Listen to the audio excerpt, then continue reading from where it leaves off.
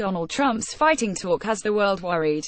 But his promise to bring fire and fury to North Korea will only make things harder, says The Guardian. This type of brinkmanship is nothing new, and the paper points out the dire warnings that greeted China and others joining the nuclear club.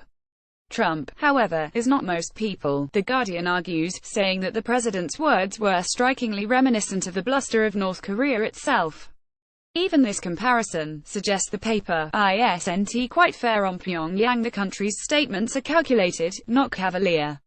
Not so with Trump, says the paper, which suggests the president offers ad-libbed sound bites from the clubhouse of his resort and on Twitter. These words weaken U.S. credibility and undermine its ability to deal with the threat from North Korea, the paper concludes. Donald Trump is clearly frustrated by North Korea, points out the Times, which perhaps explains his decision to echo the words Harry Truman in his threat to Japan of a rain of ruin from the air.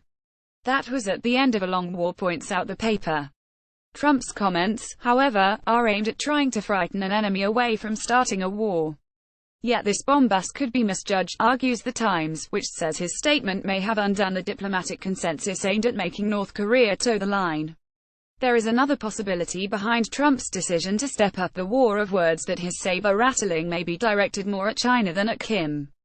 Perhaps now, China might be more ready to press Kim. After all, North Korea in flames is the stuff of nightmares for the Chinese leadership. The Sun says simply that it doesn't like Donald Trump's apocalyptic warnings. Yet it urges its readers to remember who the real villain is here.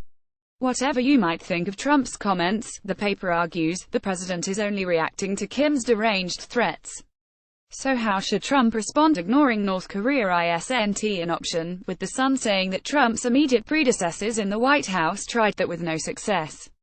But Trump's ultimatums won't silence Kim either. Instead, his comments just bolster the image of North Korea's leader as a lone hero facing down the global bully. So perhaps more carrot than stick is the approach to take, concludes the Sun.